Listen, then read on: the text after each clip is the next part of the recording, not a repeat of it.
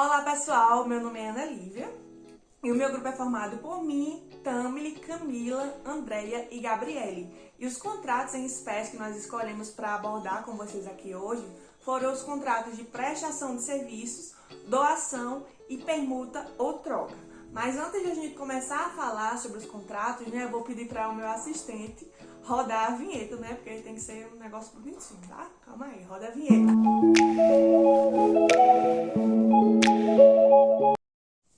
Então, voltei. É eu de novo, Vou falar sobre escambo, permuta ou troca. No nosso Código Civil, permuta ou troca. Como o próprio nome já diz, já facilita ali a conceituação, embora não tenha nem na doutrina, nem na legislação a conceituação de permuta ou troca, o nome já facilita para que a gente possa entender o que é a permuta ou a troca. A permuta e a troca nada mais é do que dois sujeitos trocando bens entre si. Esses bens podem ser produtos, serviços ou propriedades mutuamente, certo? E quais são as partes desse contrato? São conhecidas como permutantes ou tratantes, certo? Então, todo mundo é permutante. Não tem aquela questão de ser, o alienante, o alienatário, você ficar tentando identificar quem é o alienante e quem é o alienatário. Porque eu fico assim, meu Deus, quem é quem? Então, na permuta e na troca não tem essa dificuldade, todo mundo é permutante, certo? E como é que funciona a classificação desses contratos, do contrato de permuta ou troca? É um contrato bilateral, porque as partes elas ali assumem obrigações recíprocas, e também é um contrato oneroso. Você pode perceber que na troca existe ali um ônus e um bônus das duas partes. Então é um contrato ali que tem um sacrifício da vontade das partes, certo? E esse contrato de permuta ou troca geralmente se confunde com o contrato de compra e venda. Tartuffe, por exemplo, ele diz que o contrato de permuta ou troca nada mais é do que duas vendas acontecendo simultaneamente. Porém, não existe ali a questão monetária, a questão do dinheiro, então é só uma troca. O que as pessoas também confundem dessa questão do contrato de permuta ou troca é daquela conhecida volta, certo? Quem nunca ouviu falar em alguém dizer assim, vamos trocar meu... Tava procurando o celular pra mostrar pra vocês, mas ele tá filmando, Desculpa, foi mal. Vamos trocar meu celular no teu e eu vou voltar R$100, Então, essa troca, esse valor que as pessoas voltam na relação de troca, faz com que as pessoas confundam com compra e venda. Mas nada mais é do que um valor simbólico que vai ali suprir, a questão da desigualdade dos bens. Por exemplo, se for um bem mais caro, um bem de melhor qualidade, as pessoas sugerem essa ideia da volta para compensar na troca para alguém não sair prejudicado, certo? Mas aí também é importante a gente salientar que o contrato de permuta ou troca prevalece a valoração das partes. O que significa? Significa que se eu quiser trocar o meu relógio com um avião com alguém e essa pessoa estiver feliz e eu também estiver feliz, claro que eu vou ficar feliz, Um avião por um relógio. Se essa pessoa também estiver feliz, tudo bem, a gente troca e ninguém tem nada a ver. Porém, existe uma exceção, Se eu quiser trocar o meu relógio em um avião com a minha mãe, aí, já é outros 500, já dá problema. Família, Sempre dá problema, é incrível. Se eu quiser trocar o meu relógio em um avião com a minha mãe, e se as minhas irmãs ou o esposo da minha mãe discordar, esse contrato é passível de anulação, certo? Então, se as pessoas discordarem, os ascendentes ou os descendentes discordarem dessa troca, esse contrato é passível de anulação. Isso tá no artigo 533, inciso 2 do Código Civil, que eu vou ler aqui para vocês. Calma aí. O artigo 533, no inciso 2, diz que é anulável a troca de valores desiguais entre ascendentes e descendentes, sem consentimento dos outros descendentes e do cônjuge do alienante. Que já botou alienante, já tá complicando a vida da gente, não era para ser permutante, Mas tudo bem. Então, se essas pessoas não concordarem, esse contrato pode ser passível de anulação. Isso acontece por quê? Se eles concordarem, tudo bem, eu troquei o meu relógio no avião com a minha mãe. Mas se eles discordarem, por que é possível essa anulação? Digamos que a minha mãe ali tá querendo já beneficiar a filha preferida dela, Brincadeira. Tá querendo beneficiar a filha preferida dando o avião da herança já para aquela filha. Então, por isso que é passível de anulação por parte dos descendentes e do cônjuge dessa pessoa, tá certo? E como é que funciona a questão das despesas contratuais? As despesas contratuais a gente soma tudo e divide por 2, salvo disposição contrária. Então, geralmente é dividido ali o SEDEX, o envio, é a mesma coisa, né? SEDEX e envio é a mesma coisa. Todas as despesas contratuais são divididas por 2, salvo disposição contrária. Isso também está no artigo 533 do Código Civil, no inciso 1, certo? Então, as despesas são divididas por 2 em partes iguais, salvo disposição contrária. Se um perguntante diz, eu quero pagar a minha parte, você paga a sua, tudo bem também. Eles podem escolher, né? Salvo disposição contrária, né? Sempre tem esse negócio. Salvo disposição contrária, pode fazer a disposição contrária do que está escrito. E uma coisa que eu trouxe aqui para vocês. Como eu vinha falando, o contrato de permuta ou troca é muito confundido com o contrato de compra e venda. Lá na época dos nossos tataravós, tudo bem, porque existia a prática do escambo, certo? Então ali no escambo, as pessoas trocavam a ovelha pela tomate, o porco pela galinha, a galinha pelo boi, não, acho que a galinha pelo boi não, né? O porco pela galinha. Então acontecia essa relação porque não existia a moeda, né? Não existia ali o sistema monetário. Então as pessoas trocavam os seus produtos por outros que elas precisavam. Ela tinha um produto que elas não precisavam no momento e outra pessoa precisava daquele produto e tinha um que ela queria. Eita, que enrolado danado. Vocês entenderam? Aí trocava um bem pelo outro. Então por isso que também eu acho que eles confundem essa relação. Mas hoje, né, da antiguidade pra cá, assim como a moda, né? Antigamente tinha aquelas calças wiggle que ninguém gostava, que era ridícula, né? Agora todo mundo usa, né? É linda pra todo mundo, moda estilosa, maravilhosa. Da mesma forma que acontece com a moda, o escambo também voltou com tudo agora. Só que com outro nome, que eu vou mostrar aqui pra vocês agora. Só um minutinho, deixa eu ensinar. Peraí. Gente, hoje eu vim mostrar pra vocês uma coisa que eu tava querendo há muito tempo. Esse lip tint da Superpoderes foi a loja UETB Maquiagens que me mandou. É um lip tint maravilhoso, deixa você com aquela carinha de saúde, sabe? Dá pra usar como blush, muito bom, sério mesmo, tem um cheirinho de tutti frutti, mentira. Muito, muito bom, indico pra vocês. Inclusive tem cupom de desconto, certo? 15% de desconto, só colocar lá Lívia15, clica aqui no @da loja e vai lá seguir, diz que foi indicação de Lívia. Muito, muito bom, indico. Então essa encenação que eu mostrei aqui pra vocês, né? A atriz da Globo. Tenho certeza que vocês veem todo santo dia. Se vocês tiverem Instagram, vocês veem isso todo santo dia, né? Chega da raiva. Mas acontece muito. Isso é a questão de um contrato de permuta ou troca. Então as marcas, elas mandam os seus produtos para os blogueiros, né, os digitais influencers, eles divulgarem o seu produto e em troca eles usam aquele produto. Então eles não precisam comprar roupa, perfume, joias, porque as marcas mandam, eles não precisam ali usar de dinheiro, eles têm os produtos simplesmente pela permuta ou pela troca. Então é algo muito presente na era digital, que todo mundo presencia todo santo dia, né? No Instagram, no Facebook, no YouTube. Sempre tem essa questão da permuta ou troca de bens pela divulgação. É algo que é fácil a gente entender como funciona, o que realmente é a permuta ou a troca, certo? Então é isso, né? Obrigada pela atenção.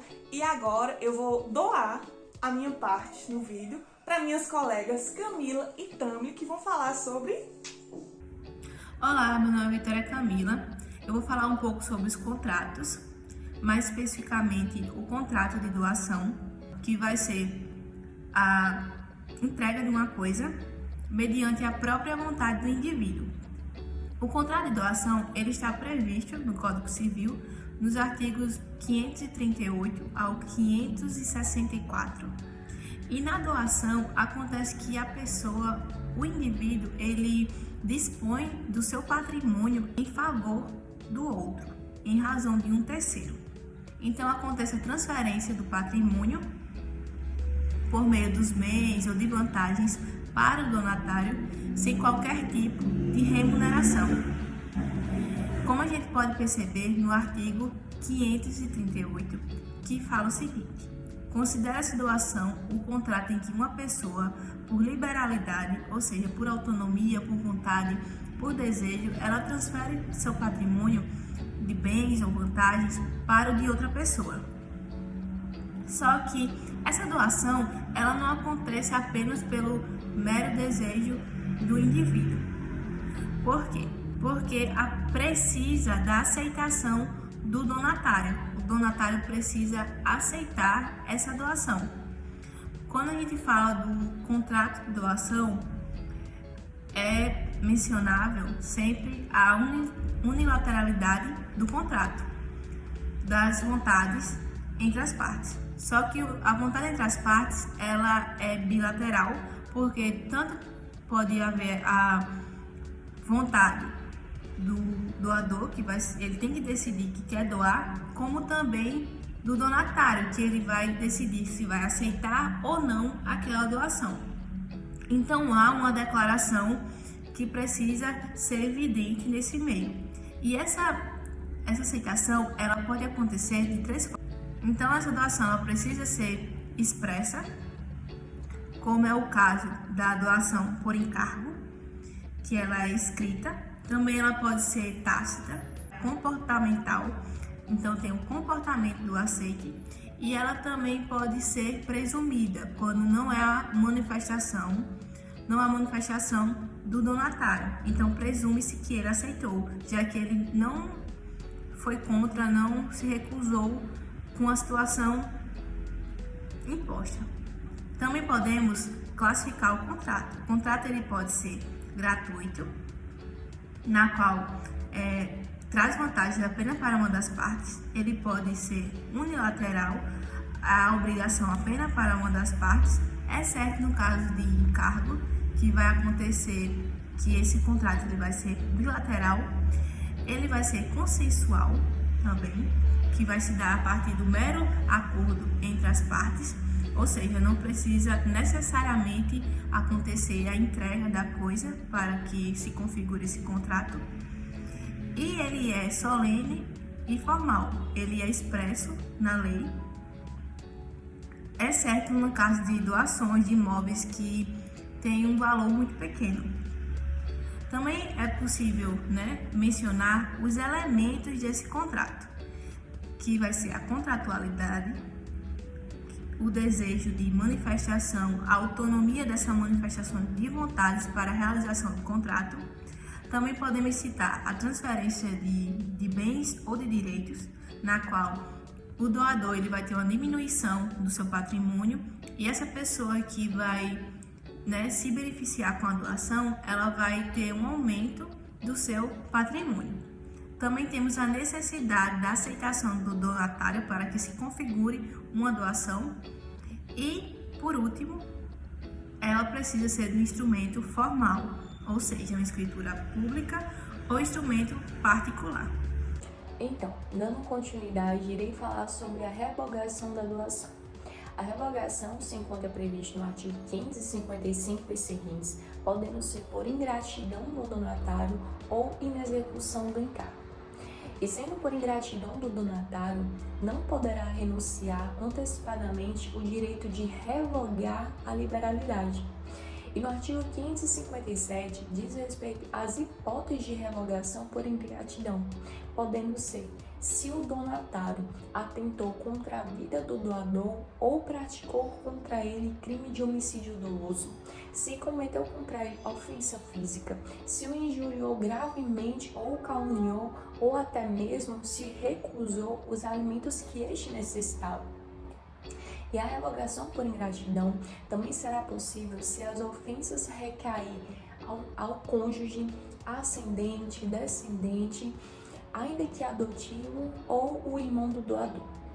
E o prazo para requerer a doação por ingratidão, a revogação por ingratidão, será de 1 ano, contada a partir do conhecimento do doador sobre o fato em que o autoriza a revogação.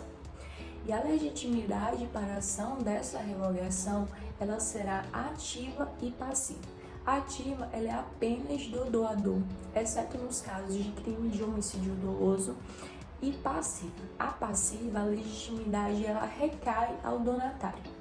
E no artigo 564 diz respeito às doações que não se revogam por ingratidão, que são as puramente remuneratórias, as oneradas com encargos já cumpridos, as que se fizerem cumprimento de obrigação natural ou as que feitas para determinado casamento. E por fim, a revogação por inexecução do encargo, que se encontra previsto no artigo 562, em que acontece quando o donatário ele incorre em mora. E não havendo prazo para o cumprimento dessa obrigação, o doador poderá requerer judicialmente ao donatário para que se cumpra a obrigação assumida. E a legitimidade para exigir o cumprimento dessa obrigação recairá ao doador, aos herdeiros, aos beneficiários desse encargo e ao Ministério Público, que ficará encarregado de interesse geral, se esse interesse for interesse geral, depois da morte do doador, se este nada tiver feito. E passarei agora para as meninas que irão falar sobre a prestação de serviço. Então, galera, eu quero falar com vocês sobre o contrato de prestação de serviços, que é um contrato que está regulado entre os artigos 593 a 609 do Código Civil. Então, o contrato de prestação de serviços é uma relação existente entre o prestador do serviço e a outra parte, que é o tomador do serviço. É um contrato bilateral porque envolve essas duas partes, ou seja, o prestador fornecendo os seus serviços e o tomador usufruindo desse serviço. É um contrato que é oneroso porque o prestador de serviços ele fornece o seu serviço e, em troca, o tomador ele retribui pagando uma quantia que é convencionada ou então mesmo através de um bem. É um contrato também consensual porque basta um acordo de vontade entre as partes, ou seja, nem precisa ser um contrato escrito para que possa gerar efeitos. O próprio contrato verbal, ele já vai ser suficiente para gerar esses efeitos. O artigo 594 do Código Civil, ele vai dizer que toda espécie de serviço ou trabalho lícito, material ou imaterial, pode ser contratada mediante retribuição. Então, a prestação de serviço vai ser aquele serviço de natureza intelectual ou não, que uma pessoa vai prestar em favor da outra. Então, observe que a obrigação decorrente desse contrato por parte do prestador de serviço é uma obrigação de fazer. Então, o objeto do contrato de prestação de serviço é o próprio serviço. Então, nesse caso, o prestador, para cumprir com a sua obrigação, ele tem que fazer algo, e já a obrigação do tomador desse serviço é uma obrigação de dar esse valor que foi convencionado para o pagamento do serviço. Então, é o caso, por exemplo, de um personal que ele vai prestar serviços a uma aluna, e a aluna, como tomadora desse serviço, ela vai pagar uma remuneração em troca desse serviço fornecido pelo personal. É o caso também, por exemplo, de uma enfermeira, que ela pode ser contratada para realizar curativos nessa pessoa que tomou seu serviço. É o caso, por exemplo, também do próprio advogado, que ele vai fornecer os seus serviços ao seu cliente que tenha um objetivo decorrente de um direito seu que foi desrespeitado, e esse cliente, em troca, como forma de retribuição, ele vai lhe pagar esses honorários advocatícios.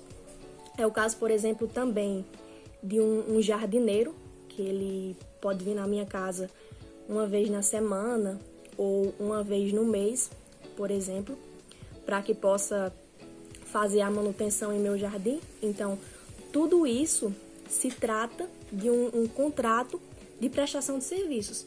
Porém, esses profissionais, todos esses profissionais que eu mencionei, eles podem também ser empregados. Vai depender do tipo de vínculo que esse profissional ele vai possuir com o tomador de serviços. Então, o vínculo empregatício, no caso, ele está regulado na CLT.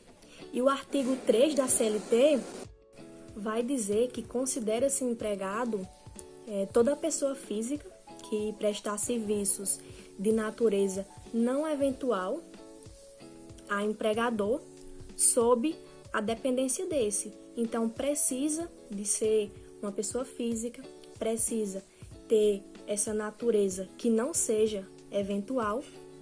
Então, por exemplo, naquela relação entre uma empresa que contrata um contador, essa relação ela já não se enquadra na CLT, porque não existe a relação entre pessoa natural, entre pessoa física. Então, vai ser considerado como um contrato de prestação de serviços. Só que se eu não me encaixo nesses requisitos estipulados pela CLT, aí vai entrar o contrato de prestação de serviços. Olá, me chamo Gabriele e irei elencar regras básicas para o contrato de prestação de serviço. A primeira, deve ser estabelecido um prazo legal, justamente para evitar conflitos entre as partes, que não deve ultrapassar o período de 4 anos, o qual é estabelecido pela lei, porque ele será extinto se ultrapassar. Também é interessante pontuar a questão do prazo desse contrato. Por quê? Porque isso evita problemas entre as duas partes.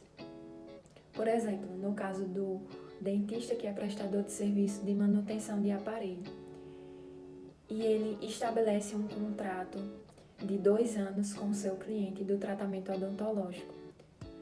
E além disso, ele pontua no contrato que será necessário que o cliente cuide muito bem dos dentes, limpe todos os dias, passe o fio dental, compareça a todas as manutenções e só assim ele poderá ter esse tratamento finalizado num período de até 2 anos.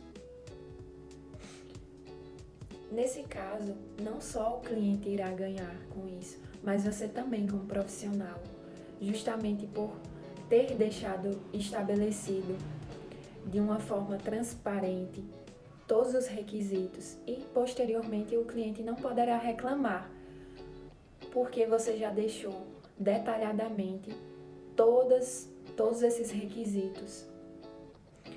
Também é interessante frisar que no caso do despedimento sem um motivo, você deve avisar 8 dias se o salário foi fixado de 1 mês ou mais. Já no caso de 1 semana ou 15 dias, o período de aviso prévio serão de 4 dias. E no caso de menos de 1 semana, pode ocorrer na véspera. Também ocorre a resilição com ou sem justa causa. Com justa causa, além de pagar o valor pelo vencimento do contrato, você irá pagar todos os meses que foram estabelecidos. Por exemplo, foi estabelecido um contrato de 10 meses e a cada mês essa pessoa prestadora de serviço iria ganhar R$1.000. Você terá que pagar o valor correspondente de R$500 de cada mês. E quando é no caso sem justa causa, você terá sim que pagar o valor pelo vencimento, mas a outra pessoa será responsabilizada pelas perdas e danos, pelo que ela ocasionou naquele serviço, naquele ambiente, e também pode ocorrer sem nenhum motivo, porque simplesmente ela quis. Nesse caso, ela será responsabilizada pelas perdas e danos. E também é importante que essa pessoa prestadora de serviço, em alguns casos, ela tenha sim habilitação. No caso do médico, do dentista, do advogado, que além de ser bacharel em direito, ele deve passar pelo exame da ordem. E também há outras profissões que não requerem essas especificações, mas necessitam de especificações formais. Por exemplo, uma altura mínima, ter determinada idade, justamente pela questão da força, enfim. Todos esses motivos são de suma importância para que esses contratos se dê de uma forma muito organizada. A extinção do contrato. Como ela se dá? Já parou para pensar nisso? ela se dá de diversas formas. Então, ela pode ser pela morte de ambas as partes, do prestador e da pessoa que recebe o serviço. No entanto, há uma exceção no caso de uma empresa prestadora de serviço de limpeza. Ela não estabeleceu a pessoa específica que iria cumprir aquele serviço. Então, a empresa como um todo será responsabilizada. Ou seja, ela não pode, de maneira alguma, alegar que foi estabelecida uma pessoa, sendo que não foi. Ela terá que contratar ou mandar outra pessoa no lugar daquela pessoa que faleceu para prestar o seu serviço. Também pode ocorrer por motivo de força maior. Por exemplo, uma empresa é responsável por prestar serviço de mão de obra. No entanto, aquela obra desabou por uma enchente. Não tem o que fazer. Ela não poderá ser responsabilizada por um motivo que não dependia dela.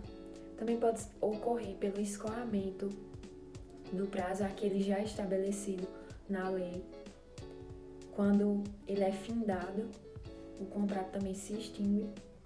Também pode ocorrer pela questão de já ter sido finalizado o prazo também pode ocorrer por ter sido finalizado o prazo do serviço. E há uma exceção. Também pode ocorrer pela resolução devido ao inadimplemento e pela resilição por aviso prévio. Há, no entanto, uma exceção. Qual é ela? É aquela realizada pela alienação de prédio agrícola. O contrato, nesse caso, ele não será extinto se a pessoa prestadora de serviço resolver continuar o serviço para o adquirente. Enfim, compartilhe com os seus amigos essas dicas super importantes na hora de realizar o contrato.